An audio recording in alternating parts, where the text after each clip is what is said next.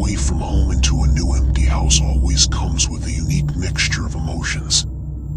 When my university roommates Steph, James, and I found the listing for the place on Bonaventure Avenue, a wave of eager anticipation rushed through me. The photo showed stately bay windows, a freshly painted facade, and spacious rooms bathed in warm sunlight. It was exactly the cozy but modern home we envisioned making memories in over the next year. If only I had known then the darker history dwelling within those walls that would derail a merely quaint college housing experience into my most terrifying memory. My dad helped me haul boxes inside that first day, enthusing about the neighborhood's vibrancy while I admired the elegant interior trimmings. Vivid dreams of hosting dinner parties, all-nighters fueled by laughter, and one day looking back proudly that this was where my independent, adult life began danced in my head. I chose the formal dining room just off the living area as my bedroom, picturing forcing roommates' rowdy friends to schmooze properly over a glass of wine when they passed through my makeshift suite to reach the kitchen. That first night, cradled by the unfamiliar shadows of the elegant space, I felt an odd yet comforting intimacy with this new dwelling, as if it had already accepted me as part of its legacy. Little did I know how entwined our stories would become, how this house had more planned for my roommates and I than mere sleeping quarters and mail address changes. For the first week, the place impressed mightily with its quirks and charms. Sun-drenched rooms by day, the echo of friends' voices off polished hardwood by night. And perhaps the heating oddity should have raised early flags something was off, but the novelty of freedom muffled skepticism. Despite late summer's lingering warmth, the thermostat surged erratically every few hours, pumping blasts of draftless air through unseen vents. We scoured every cabinet and floorboard seeking controls to no avail. How could so sophisticated a home lack any temperature regulation? Yet aside from the nuisance of stifling heat, no harm seemed done. Little cause then for worry, rather another secret to uncover about this darling new abode. Until the first signs appeared, our cozy sanctuary sheltered things beyond our realm of understanding. Whispers, footsteps from empty halls, doors creaking slowly opened by some invisible hand. Sideways glances and nervous chuckles as steady reason strained and wavered. Surely just figments of overworked student minds? An old home settling on its sturdy bones as seasons changed? We clutched these plausible lifelines tightly, barricading out more fantastical explanations, threatening edges of imagination and perception. But as autumns grow darker, so too did the phenomena swell relentlessly around us. What began as mere isolated oddity festered into relentless oppression. No logic or excuse could repel the heavy, watchful something permeating each room, lurking behind every shadow. No amount of cheerful denial could withstand the barrage of our senses and self-preservation instincts howling the reality of a hostile paranormal entity sharing our walls. The pristine vision of our student home lay corrupted by disembodied tenants who had laid claim long before we crossed the threshold that bright, late summer morning. Try as I might banish the ludicrous thoughts, the evidence mounted undeniably we were not alone here. However much I strained to avoid the word, the truth loomed before me with piercing clarity. Our new home was severely haunted. Chapter 2: Encounters Escalate. The first true cold front of autumn seemed to rouse the phantom forces lurking in our new home to greater mischief. My roommates and I now jumped at every unexplained creak or shadow, the benign quirks of an aging structure warped into omens of gathering supernatural currents against us. Reason and familiar routines strained to counter the increasingly hostile influences. But the ruthless siege wore down external skepticism and even my openness to paranormal possibility to a harrowing breaking point. Late October night had fallen thickly outside when the doorbell heralded the arrival of our first brave visitors in over a week. Danny and Ryan lived down the hall in our dorm the previous semester, familiar with my passion for ghost lore. I had shared our haunted house suspicions recently by phone, though they proved generous skeptics. Yet standing now on the front steps bearing snacks and DVDs, their chairs seemed to waver against the imposing facade. I ushered them inside quickly before my own imagination conjured any halfway logical excuses for denying company. The four of us settled onto couches in the living room, chatting lightly about classes and other mundane topics that felt oddly satirical given the electric charge filling the space. When Annie shivered slightly, glancing around, I cranked up the gas fireplace hoping the hissing vents might drown out uncanny noises brewing in distant rooms. As we argued happily over which movie to watch first, I felt my friends relax incrementally, the warm circle of camaraderie keeping darker thoughts temporarily at bay. Until mischief manifested boldly before us all. Mid-debate, the overhead bulb surged intensely to life, buzzing and flickering wildly before blowing completely. As we shouted in alarm, the switched floor lamp followed suit, plunging us abruptly into pitch blackness. Cold panic congealed in my chest at finding us spotlighted so deliberately as targets for the invisible forces clearly swirling tightly around us now. Before I could fully process the alarming escalation, the DVD remote sailed sharply off the coffee table inches from Ryan's face. His panicked retreat backwards tipped the entire couch over, sending us all tumbling breathlessly to the floor just as the power abruptly restored again to full luminescence. Wide, fearful eyes scanned for whatever entity had orchestrated this meticulous chaos upon us, but only familiar surroundings stood innocuously askew in the glaring light. As we hastily righted furniture and soothed each other's shock with trembling voices and false assurances, the weight of truth hung bleakly over us all. No earthly rationale existed to explain objects propelling through space or electrical systems selectively failing then restoring instantaneously while our bodies got flung like helpless ragdolls.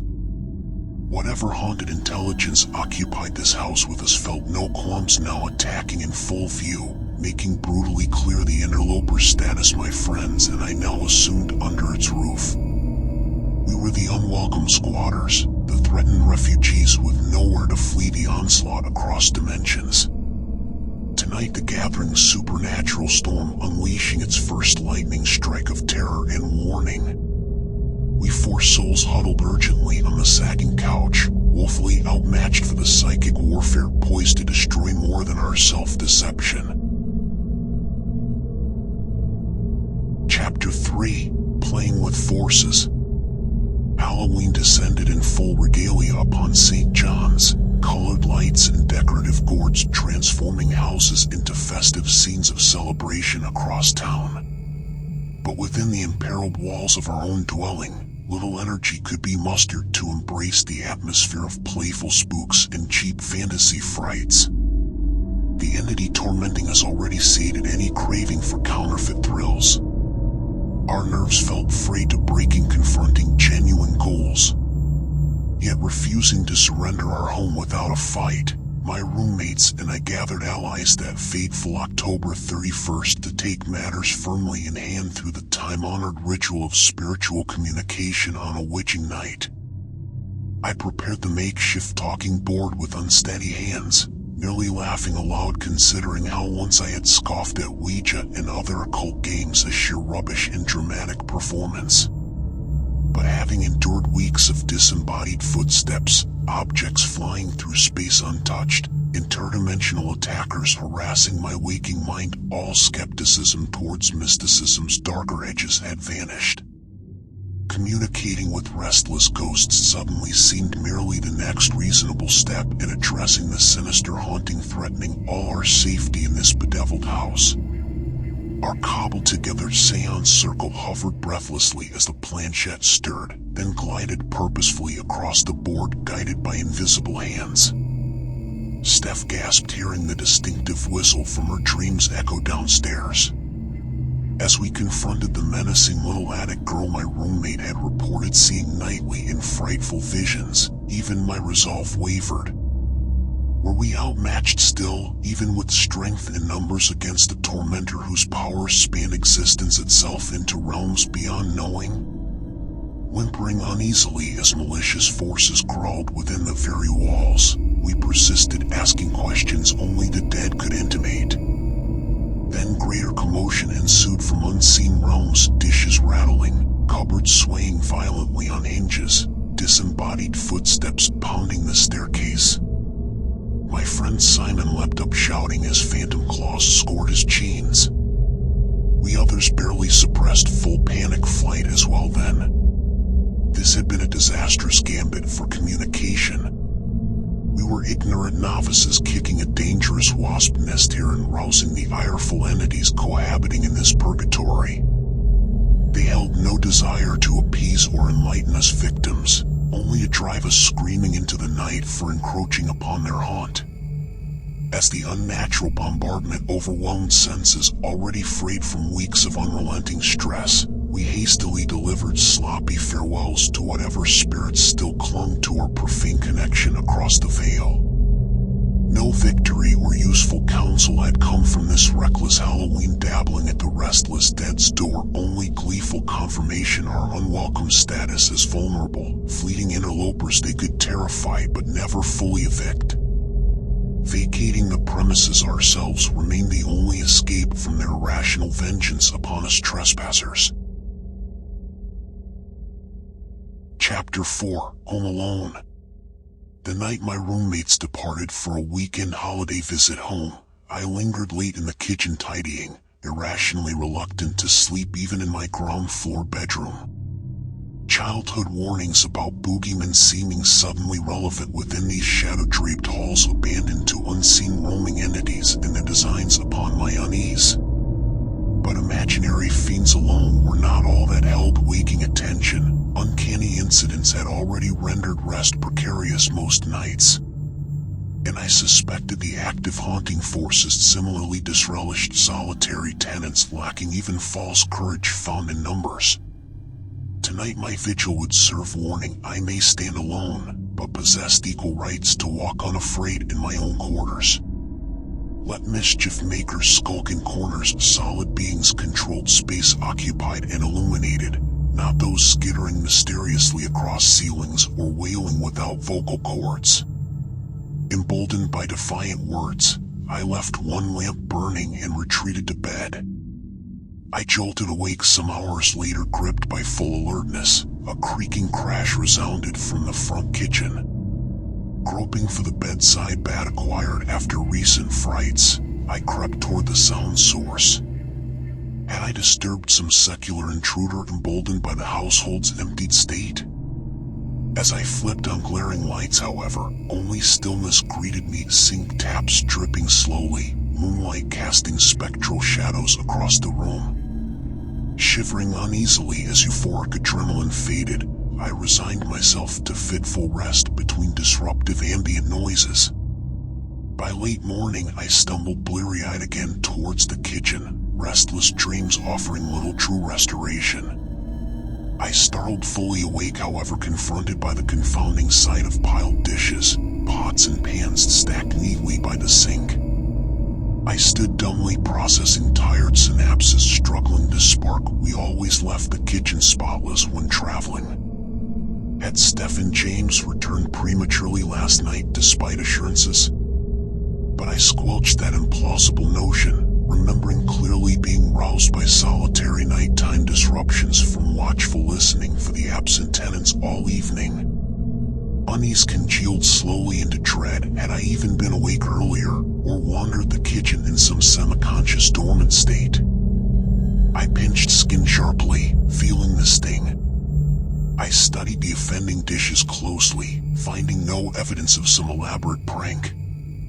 Reason strained against explanation until denial broke fully. The vision simply could not be genuine. I retreated hastily to my room, ready to blame dreams, madness, mirages, anything rational to bury the fantastical possibility of objects moving untouched through space at a haunt's behest. But when I braved the kitchen 2 hours later, all vestiges of orderly stacks had vanished. Incriminating unwashed dishes again littered every surface exactly as we'd abandoned them 2 days before. Too solid for mirages, too vivid for dreams. Which left only one implausible but increasingly undeniable conclusion: some paranormal herald had meticulously set the scene, then erased evidence as warning. A brazen demonstration of the bizarre power presiding unseen over this accursed property. My shaking hand could barely manage the phone as I arranged sanctuary at a friend's apartment, suddenly heeding my roommate's urging to never overnight alone here, regardless of pride or stubbornness. Whatever forces held sway in this house fell beyond human comprehension in their abilities to manipulate surroundings well outside physics laws. No weapon or incantation at my command could combat an entity able to warp space and time itself. Their haunt established dominion long before we students ignorantly made claims. Now even sleep's reprieve must be sought elsewhere until release finally liberated me fully from the grim dimensions binding those spectral tenants to their woeful estate. I need abandon the uncanny dwelling to its original masters before they entrapped my peace irrevocably as well. Chapter 5: The Final Straw.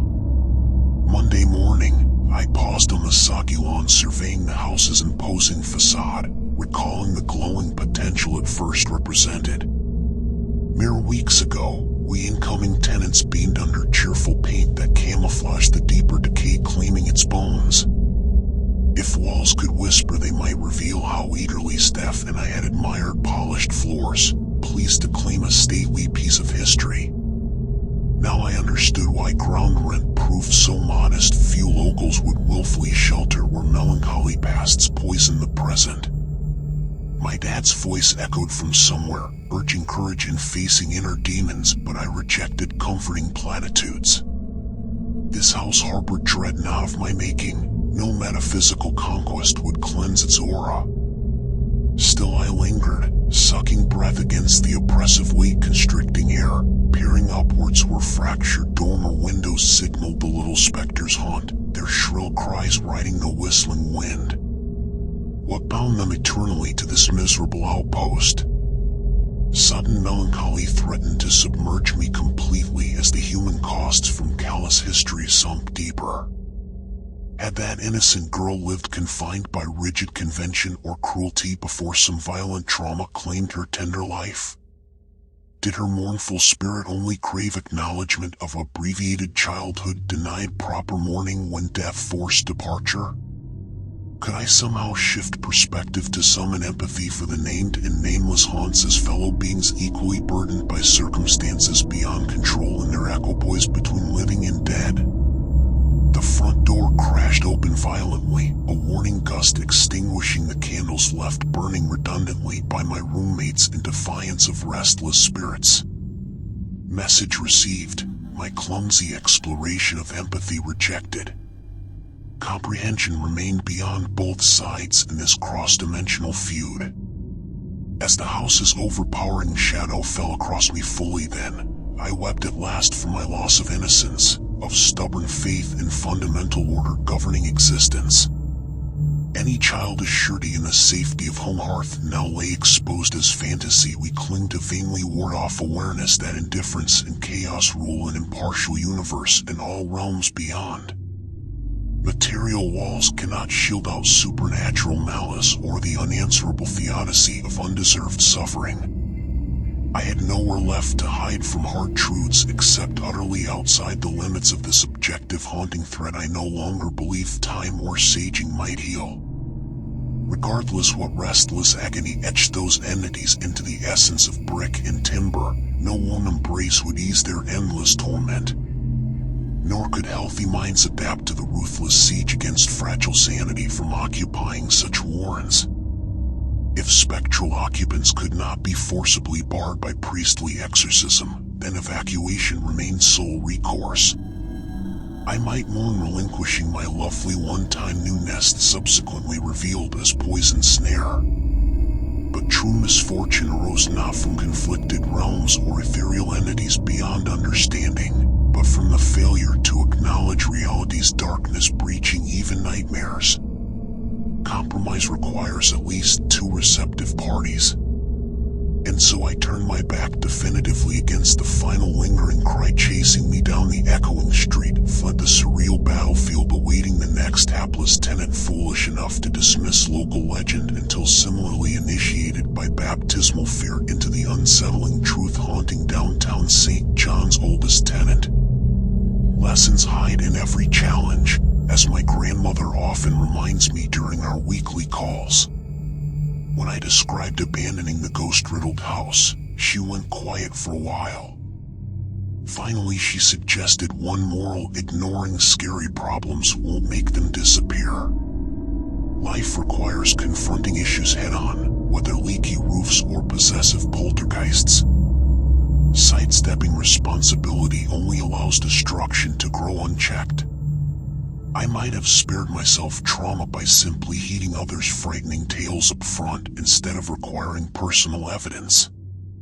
In future, I will approach all questionable circumstances with eyes fully open, not squinting skeptically against unpleasant realities pleading for bold address. Perceiving truth yet rejecting action, that is the haunting.